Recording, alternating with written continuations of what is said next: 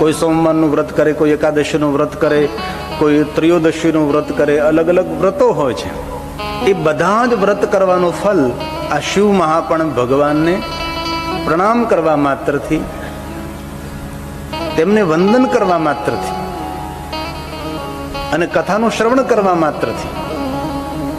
કથા એ ઉપાસના છે, કથા એક સાધના છે, કથા એ ભગવાનની વાંગમય પૂજા છે.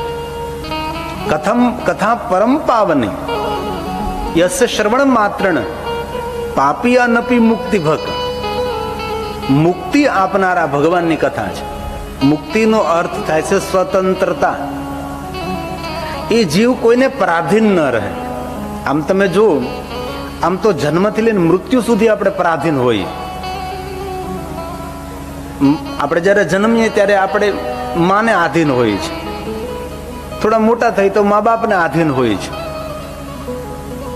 અને વૃદ્ધ થાય ત્યારે આપણે સંતાનોને આધીન હોઈએ છીએ, અને લગ્ન થાય એટલે પત્નીને આધીન હોય, અને પત્ની છે પતિને આધીન હોય. આમાં સ્વતંત્રતા કોઈને નથી. પરંતુ મુક્તિનો અર્થ થાય સ્વતંત્રતા. આપણે મુક્તિ એવો શબ્દ સાંભળીએ એટલે આપણને શું થાય કે મર્યા પછી જે અમુક પ્રકારની ગતિ થાય તેને મુક્તિ કહે.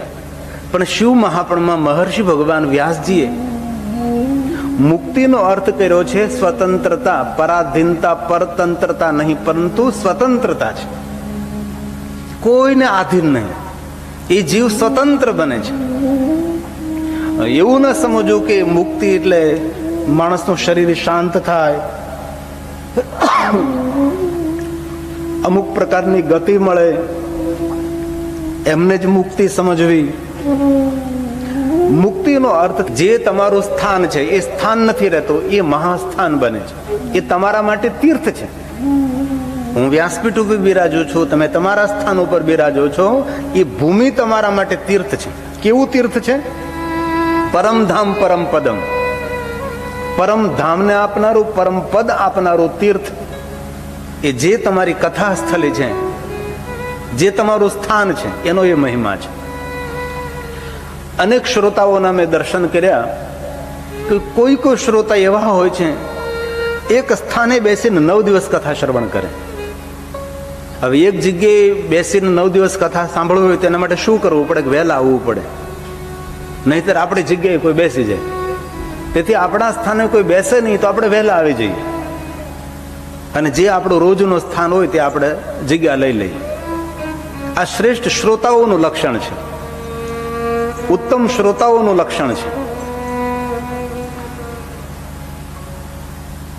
ભગવાન મહર્ષિ વ્યાસના શબ્દો છે આ. ધન્ય ધન્ય કથા શંભો સ્તવમ ધન્યો ધન્ય એવ. કથા તો ભગવાનને ધન્ય છે જ, પણ વક્તા અને શ્રોતા બંને ધન્ય છે. યદા કર્ણેન માત્રણ, જેના કાનમાં ભગવાન મહાદેવની કથાના શબ્દો ગૂંજે, શિવ લોકમ વ્રજે નરહ, એ ભગવાન મહાદેવના લોકનો અધિકારી બને છે. આ ભગવાન મહાદેવની કથાનો અદ્ભુત મહિમા છે. જીવનને ધન્ય બનાવવા માટે આ દુનિયા સર્વ સિદ્ધાંત નિષ્પન્નમ, સિદ્ધાંત સાથે ભગવાનની તો કથાનું શ્રવણ કર તો ગતિ, પરમગતિ, સદગતિ, મુક્તિ અને પુણ્ય પુંજનો અધિકારી બને છે. અને મહર્ષિ વ્યાસે તો વચન આપ્યું છે કે જે કોઈ આદરથી, ભાવથી, ભક્તિથી આ ભગવાન મહાદેવની કથાનું શ્રવણ કરે છે, રાસુયત પુણ્યમ. તમે જોવો તો ખરા જરા, આ દુનિયામાં કોણ માણસ આપણને મળી શકે જે રાજસુ યજ્ઞ કરે? યુધિષ્ઠિરે કર્યો હતો. રાજા મહારાજાઓ, રાજસુ એટલે રાજા મહારાજાઓ જે યજ્ઞ કરે છે, એ રાજસુ યજ્ઞ કરવાનું પુણ્ય તદ પુણ્યમ લભે કથા શંભો, કથા શ્રવણ માત્ર. ભગવાન શંકર આ મહાન યજ્ઞનું પુણ્ય આ કથાનું શ્રવણ કરવા માત્રથી આપે છે. અગ્નિષ્ટમ શતેન છે. સેંકડો સેંકડો કોઈ મહાન મહાન યજ્ઞો કરે, અને મહાન યજ્ઞો કરવાનું પુણ્ય કથા શ્રવણ માત્રત. અને બહુ સરસ ભગવાને વાત કરી, કથા ભવતી યદગૃહે, જેના ગૃહમાં, જેના આંગણે ભગવાનની કથાનું ગાયન કરવામાં આવે એમના માટે એમ કહ્યું તીર્થભૂતમ હિ ગેહમ, તદગેહમ. આ દુનિયાના દરેક તીર્થો ત્યાં દોડતા દોડતા આવે ગૃહે. કારણ કે એક સમય એવો હતો કે ગૃહમાં કથા થતી હતી, ઘરમાં જ કથાઓ થતી હતી. તેથી આ પુરાણોમાં શબ્દ વાપર્યો ગૃહે, એ ઘરમાં, જે ઘરમાં ભગવાનની કથા થાય. હવે આવડું મોટું તો કોનું ઘર હોય? અને ભગવાનની કથાને મેદાનમાં લાવનાર બ્રહ્મલીન ડોંગરેજી બાપા,